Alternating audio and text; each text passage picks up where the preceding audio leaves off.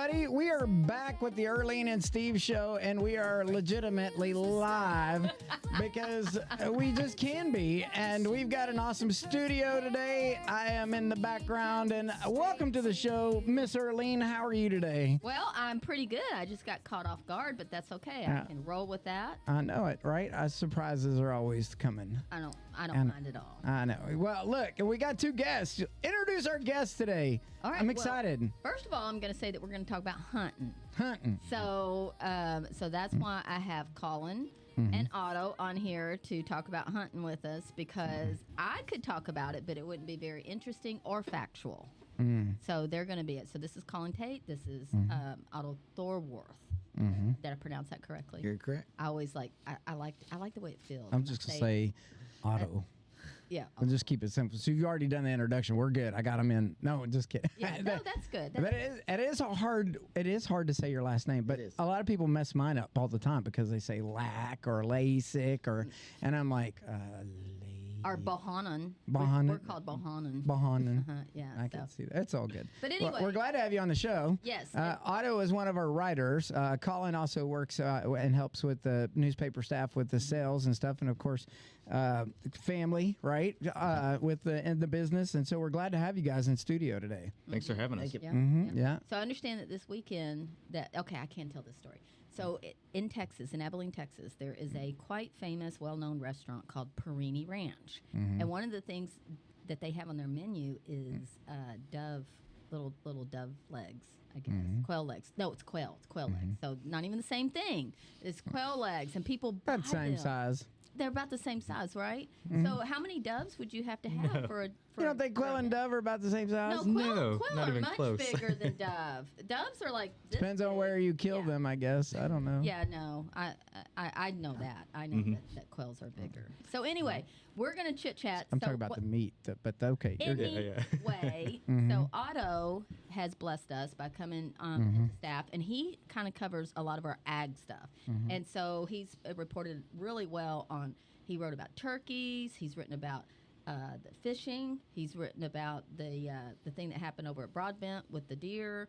And so they both of these gentlemen have a lot of knowledge. And so I asked them both, I said, can you come on the show and talk a little bit about hunting? Because I'm just going to talk about, the dumplings my mom made or something like that. I'm not going to get into it. And both Squirrel of them will. stew. Yeah. So here's my first question. Did you both go hunting this weekend? Yes. No. Okay, very good. But tell us, so you can tell us about the hunting, but upcoming is bow hunting, right? Right. And so let's talk about that. So the things that we should really probably talk about is what happened this past weekend with the dove hunts, and I know that it was opening season. Did I get that right? Okay, and then what's coming up is the bow hunting, and we can talk a little bit about the difference between That's bow hunting, not Bohannon. bow hunting. That's right. It literally almost. It almost sounds We're talking the about same. bow hunting instead of Bohannon. That's No, right. just kidding. It's So funny. anyway, Sorry. I highlight that. we can discuss that a little bit. So tell us what your weekend was like, Colin. I mean, obviously, like anytime you come into July, August, you always think about getting into hunting season, right? So we've been prepping all summer. We've been chomping at the bit. Bullfrog is about the only thing that you can really go out and get. What time were you up and out? Oh, no, we did. Dove season ain't bad. In Kentucky, it opens at noon. Oh, okay. So, you get out there 9, 10 o'clock, kind of get everything ready, watch the birds for a few hours. And then what we do essentially, taking a page out of Tony Brown's book. I know Tony Brown. Yeah.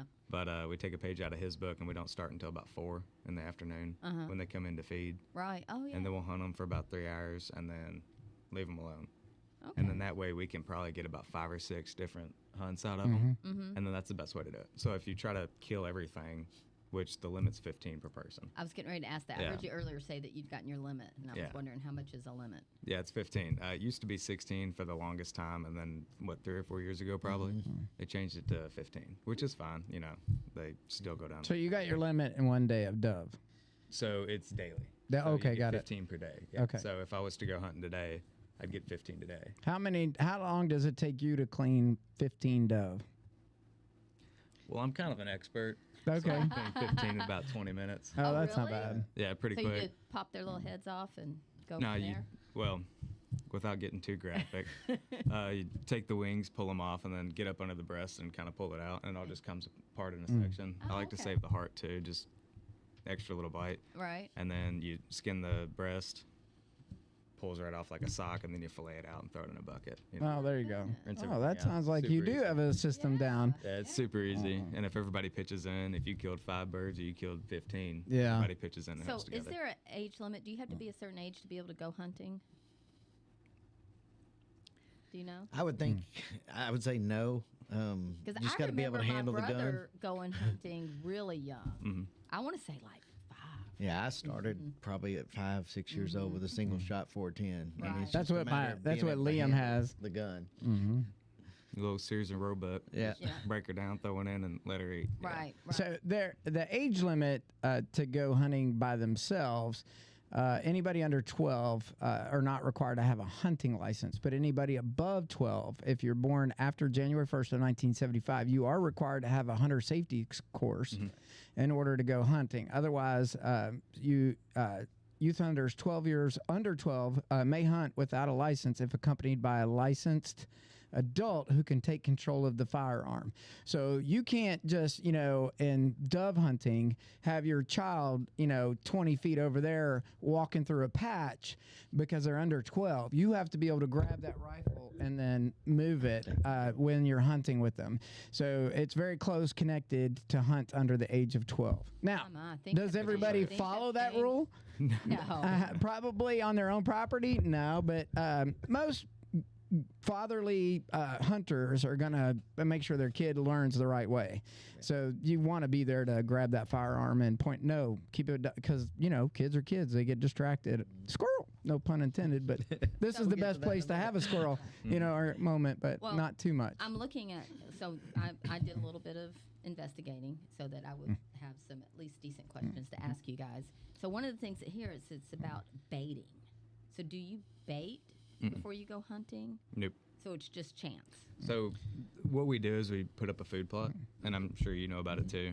What we'll do is we'll go out and kill everything like weeds and Johnson grass and whatever, and then we'll plow it up, throw our seed, till it in, and then fertilize it. And then, like this year, Dad babied it. Dad was down there 2 or 3 times a week, loving on it and giving it what it needed. Right. And it was right before the good rain come in, so our sunflowers did great.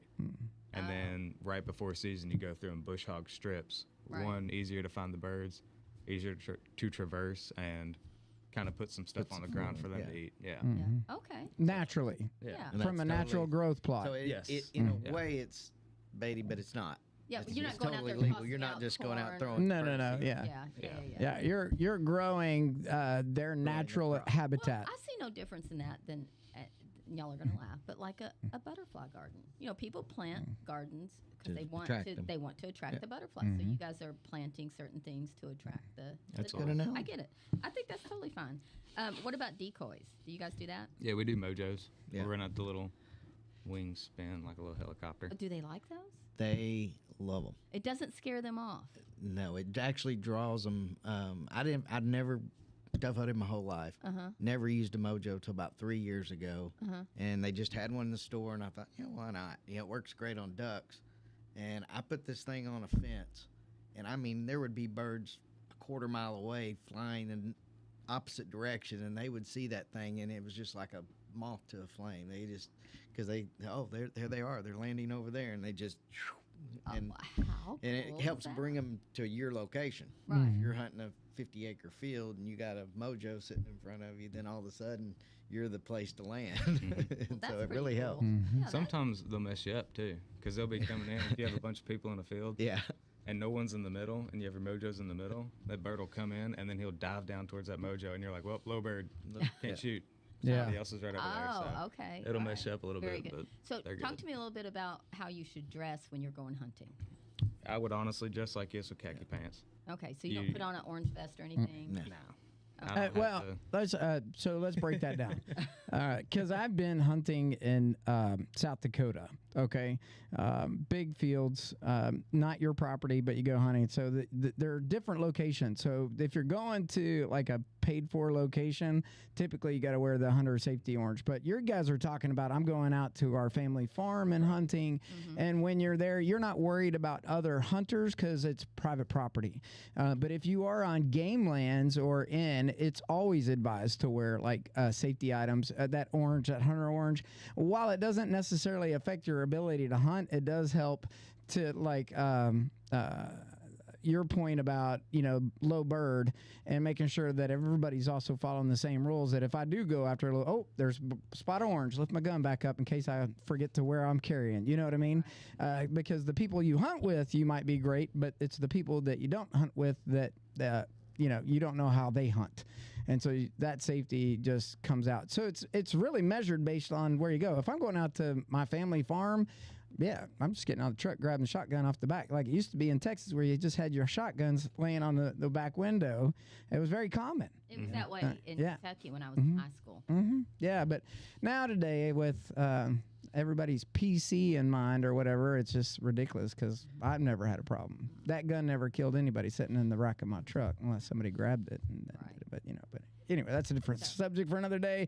But yeah, I get that because you guys have hundreds of acres out in Breck County. Yeah. So where do you go, Otto? This year I didn't. I'm new to. Are you gonna go? Brandenburg. I'm hoping to meet some friends that have places. Otto, if there's anybody watching today, Colin, meet Otto. Welcome to the family. Even Troy has a lot of acres out where he's at and stuff. He's got this one low section that's all field and farms it out to make sure it gets cut for hay and stuff. But to your point, there's good areas, but that comes to good maintenance of land too. So if you're a farm owner, it's not just about like I'm growing crops for the birds. There is an agricultural aspect to maintaining farmlands and wildlife preservation, and the DNR does a great job at hosting webinars, seminars, and stuff like that to help talk about that. And then plus, there's also subsidies for it because it's the migration of birds. As we cycle into this is our weekend, other states will start to fade in based off the migration cycle, which is an interesting part of the whole hunting cycle as well. So, and we play a part in that. Yeah, landowners play a part in that for other people's locations. Right.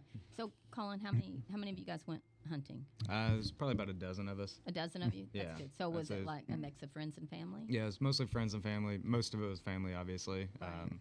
And then what you do is, you circle the field 40 yards apart and wear it out. And did all of you get your limit? No, I think there's about 5 of us that got our limit. All right, so go ahead. I'd say Dad was having a pretty rough day. Oh, yeah. No, not Ed. He has a new gun, and he was trying it out, and it's kind of an antique, and it's a really cool piece. But and it's weird because some days you go out and you're just on.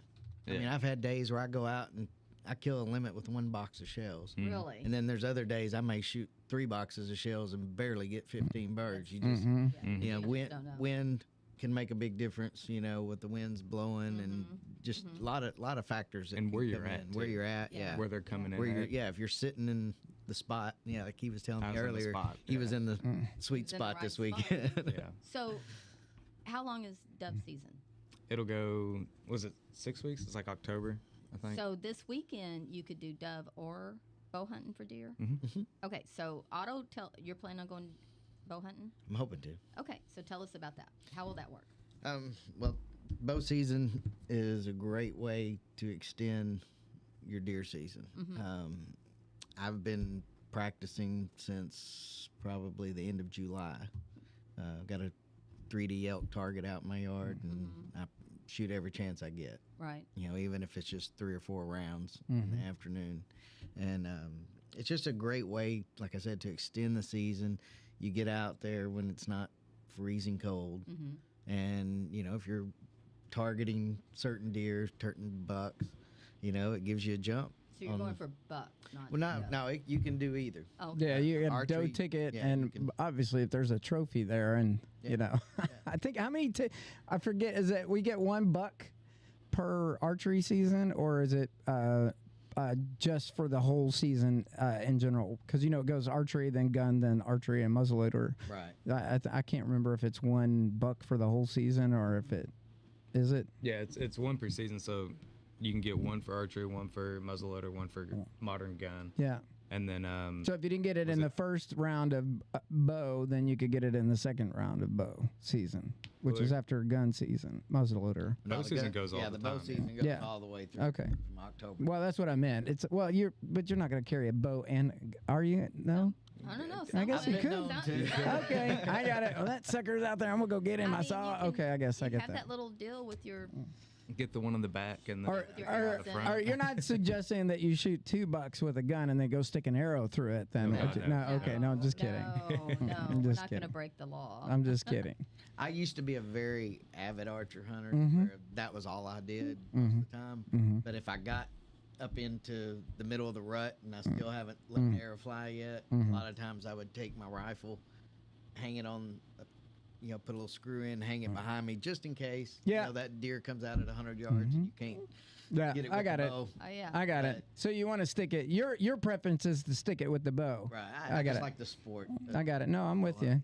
oh, dude, bow hunting's so much different. Like with a gun, you can make 300, 400, 500-yard shots Yeah. and still be confident and be able to, harvest the animal and take it down Safely, humanely. yeah. Yeah, and safely.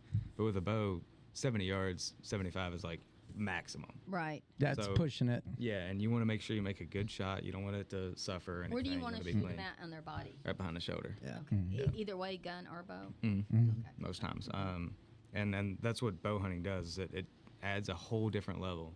Yeah. You have gotta to be get a so lot much more closer. conscious of your scent, your stand placement. It's just so many more factors come in with bow hunting versus gun. Like he said, with a gun, you can have they're 200 yards away, has no clue you're in the woods. Right. Where with the bow, not only are they close, but then you got to be able to draw all these kind of things. You got to figure in, okay, how far is he? What's the yardage to him? Right. Because if you judge, you think he's 20 and he's 30, that arrow's going to go low or go high. You're going to miss. So it's just a lot. For me, it's a lot more of a challenge. So you enjoy the bow hunting? I do. more I so. grew up hunting, but with a gun, Uh-huh. and it got to a point in my mid-20s where it was just like, there's no challenge to this anymore. Right. Every time I Easy. go, I kill a deer. Right. And so I was like, okay, I'm just going to put the gun away and start bow hunting. And that's what I did for probably 15, 20 years. So you wrote about that. One of your first stories that you submitted to the Meade County Messenger was about the turkey. Mm-hmm. So do you only shoot turkey with a gun, or can you do bow hunting with turkeys as well? You can bow hunt for turkeys. I have tried it once or twice. It is extremely difficult I bet. because their eyes are so good. Uh-huh. I mean, their sight is phenomenal. Yeah. And it's really, really hard unless you're in a ground blind, like one of those pop-up blinds. And Oh, even then, it's tough. Right. Yeah. But it's just really hard to do with the bow. So most of the time when I'm turkey hunting, I'm using a shotgun. Oh, yeah. And the crazy thing too is like with turkey hunting, like he's talking, like they can see you blink from 100 yards away. Oh my goodness. But me and you can be sitting right here, and he can be 20 yards out, and I can talk to you like this. He won't know you're there. Oh. Yeah. But if it's a deer, you're Yeah. busted. Yeah, Like, the they're ear. gone. Yeah, They know. you'll notice by the one ear flipping back towards you, and the other one's still focused on what they were until you Right. spoke, and now it's a whole nother attention. And that could be a crack of a stick. That's why it makes it even bow hunting. Like if you're stalking, that's even harder because that's where you got to be quiet. But most people will deer stand it or blind. So And that's something else that I've enjoyed. I've picked up kind of over the last several years is going through the muzzleloading season. The black Explain powder. that. I don't even know what you guys Okay, were talking black- about when you said that.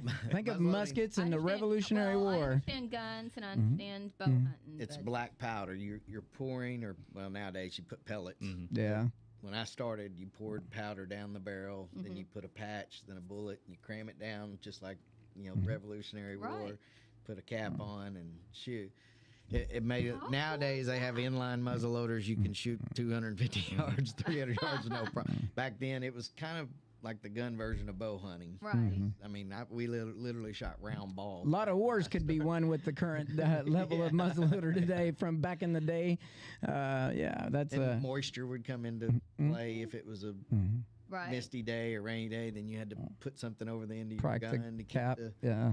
the powder from getting wet. And I don't know how many times as a young kid you lay down, you pull the trigger and it snaps and nothing happens, and you're just like, oh man, now what?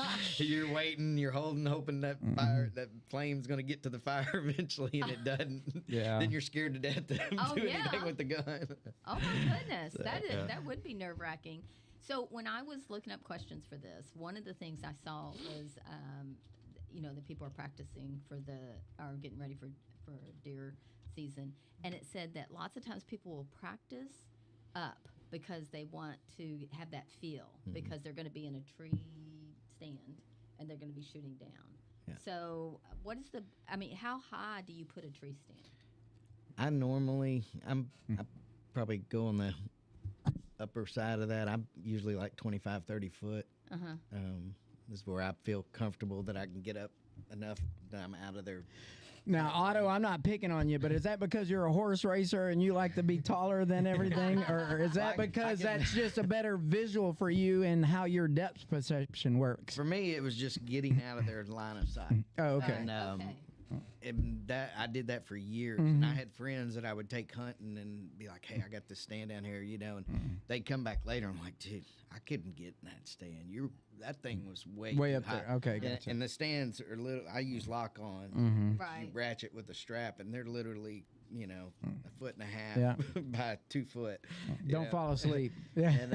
And I will say this, though. 2 years ago, I was in a stand, and the ratchet broke. Oh, yeah. And I did a belly flop from 30 feet up. Ah! And broke 5 ribs and punctured the lung. And still had to climb up to get your gun down off the hook. Myself. No. Were you by yourself? It knocked me out. I woke up face down on the ground, blood everywhere. Had no idea where it came from.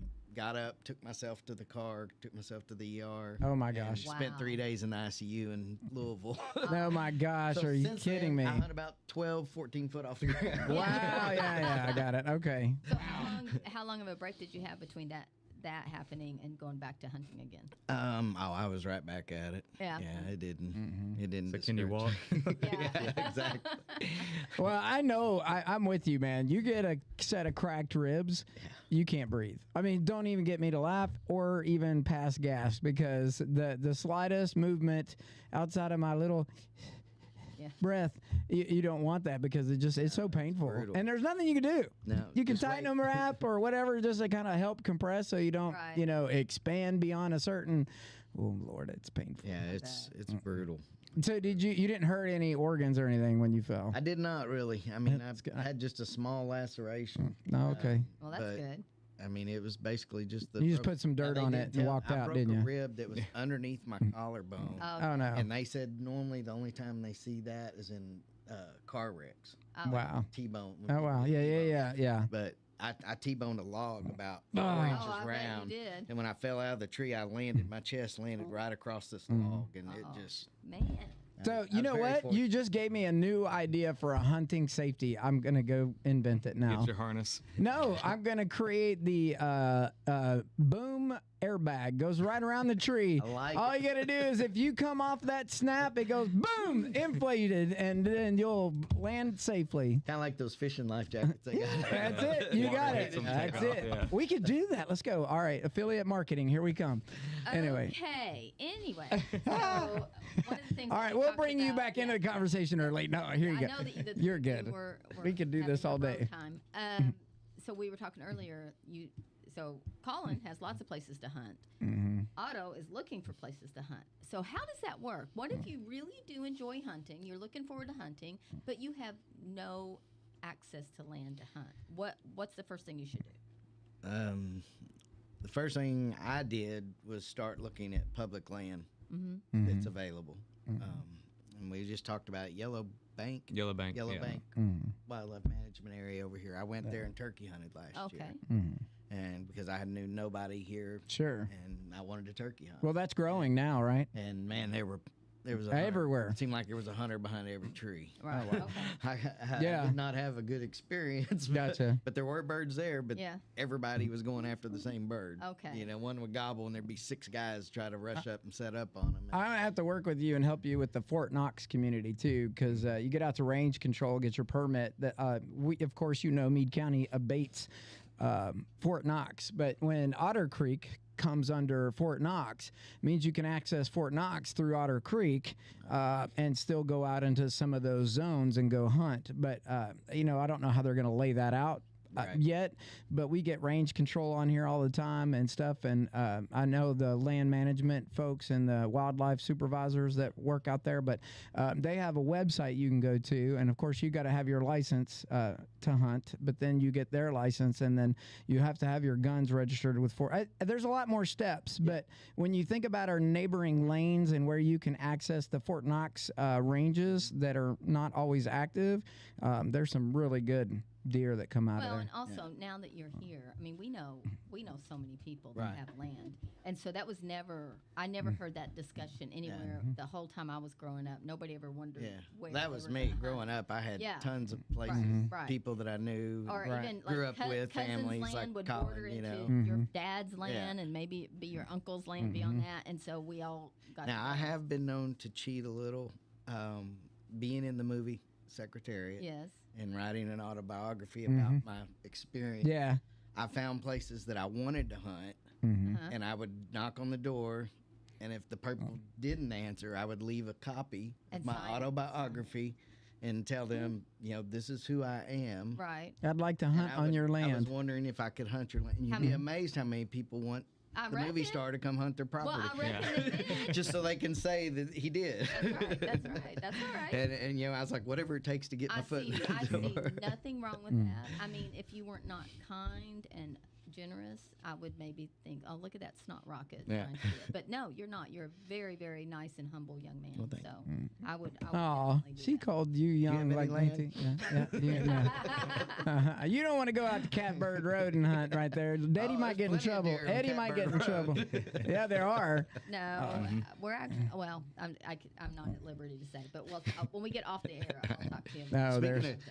Speaking of Catbird Road, it's completely non-hunting affiliated. But the other morning, one of your neighbors put a post up on Facebook saying that they were getting rid of their electric lawnmower. Did you see that? Oh yeah. And so I was like, Did you go get it? because I have an electric, but the problem is I run out of battery a lot of Right, times yeah. before the yard gets done. Which kind of battery? Which kind of electric mower? I know this is totally off topic. As I have the DeWalt one that they came out with was the original 40 volt one, the big battery, and I just actually they were on sale.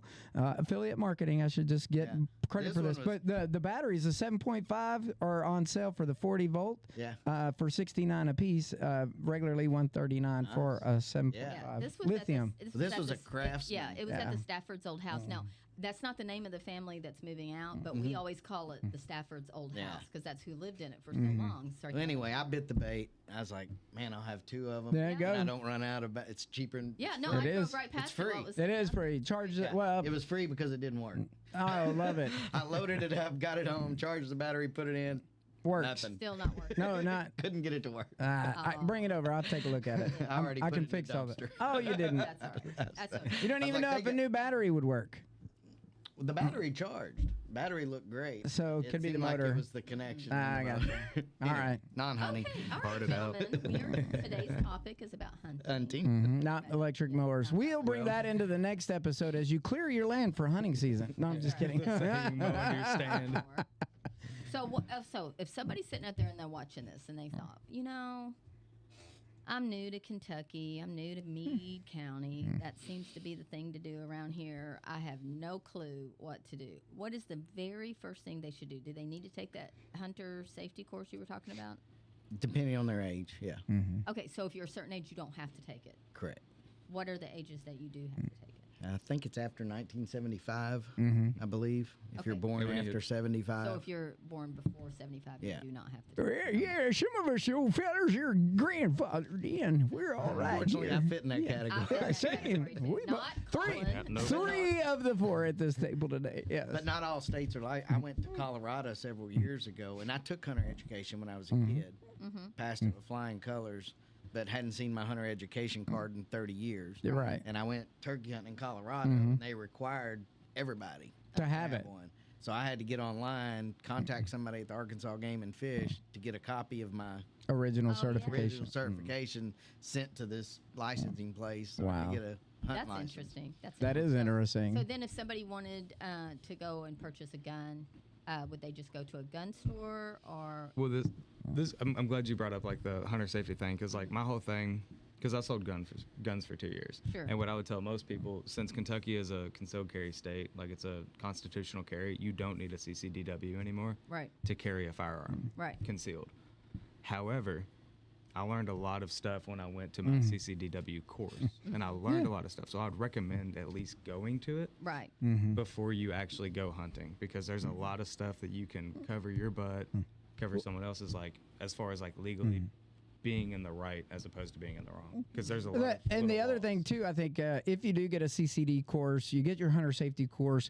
One, there's always new information about safety, and there's always new technology. There's always something that you didn't know before. So even refresher training is great. But both of y'all bring up great points, because I'm a safety advocate. If there's an opportunity for somebody that's never done something before, and you don't have the upbringing under where the father grabs the gun and makes sure that you do it right, then you should start there, because I want to live when I'm in the woods, and I want to know that people are learning the right way. But the CC, they may not need their concealed carry permit anymore to carry. You're absolutely right. But I would tell you that if you're going to purchase a firearm, continue to purchase firearms in the state of Kentucky or those states that show reciprocity for it. It's much faster process, because you've already done all the background checks that you needed to make sure that you have it. And plus you're on the registry, so that if you did screw up and do something wrong, you'll be taken back off of it, and alarms will be going up because you're not allowed to buy anymore or have a gun. I mean, there's just so many goodness things that come from having that. And we always take a lot of flack as gun owners, I think, because of, the school shootings and other things and whatever. I would rather know that I'm doing my due diligence and be a trustworthy responsible. Thank you, gun owner. That's a word I couldn't get. Yeah. You got it. A responsible gun owner than to be put in the same mix of people who irresponsibly hold or use a gun. Yeah. Whether it's for hunting or nefarious purposes. Right, right. I got you. And then if you want to go like buy a gun, just look at what you're hunting and what's practical and what's affordable. Now, you don't need a AR-15 to go shoot quail.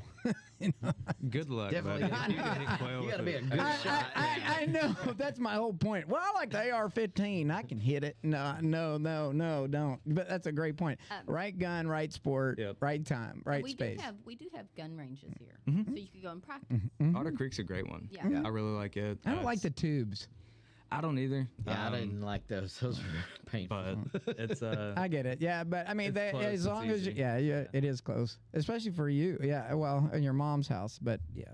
Otter Creek is nice. There's one. What's the one that's down like you're going to Shepherdsville the back way? like Knob Creek. Knob Creek. Knob That- Creek. That's a really good one's range. Yeah, they run a well kept range there as They well. Shout out to them, actually. Their range bosses, like the people who run the range, are on point. They do a great They job do. of, Safety, yeah. managing people and keeping everything safe and calling stuff out and keeping an eye on everything. They do a really good job. Yeah, I do I've like them. never experienced a place like that Yeah. before. When I went there, I was just like, wow, these guys are like drill sergeants. It's on the almost line. militaristic. Yeah, they're really good. I like that. But it keeps Yeah. everybody safe. Right, Yeah, right. no. And you learn faster because you're sharp and you're not goofing around. And they're like, hello, let's pay attention. And then lots of times, people will pay attention and get that. So you don't have to have grown up in a family that were generations of hunters. I mean, I did. Obviously, you guys did. You can become a hunter. You can become a safe hunter. You can become somebody that puts meat on your table.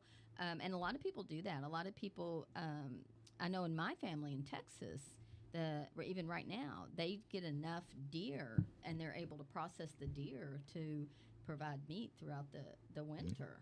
And so, or even beyond that. And so a lot of people do it just for those purposes. And my hat's off to that.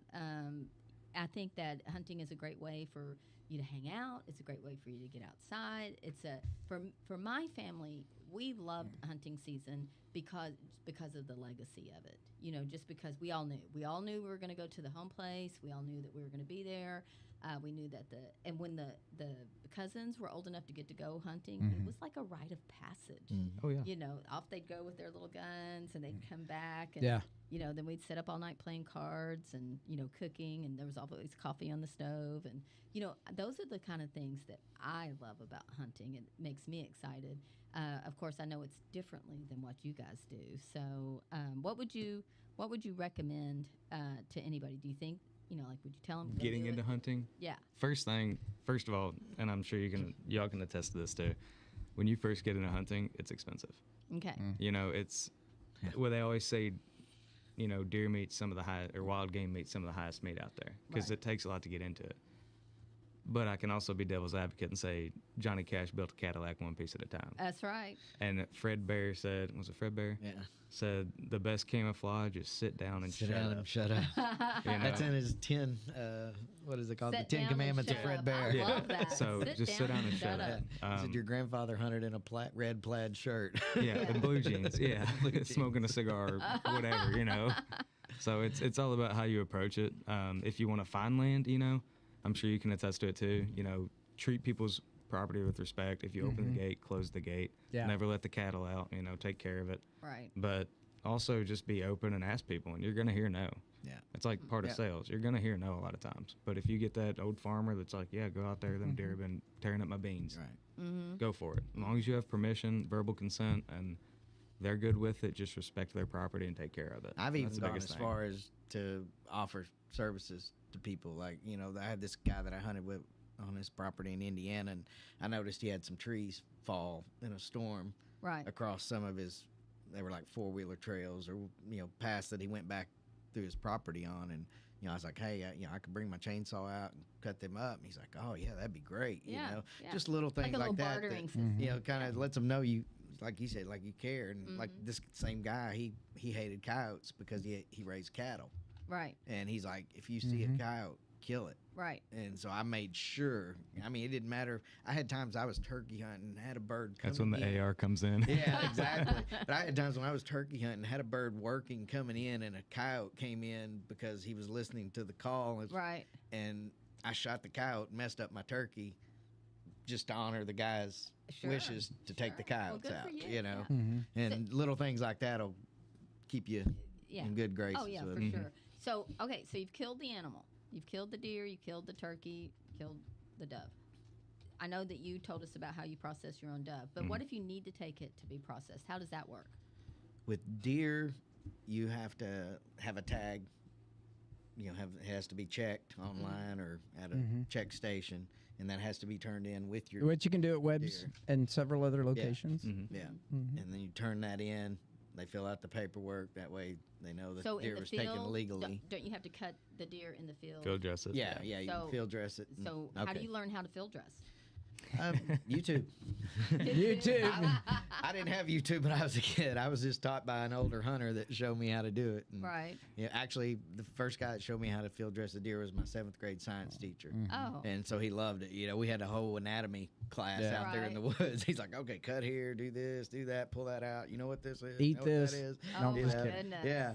And the craziest part with this guy was when we got home and we'd already field dressed it and we're fixing to skin it and all. We cut the horns off Uh-huh.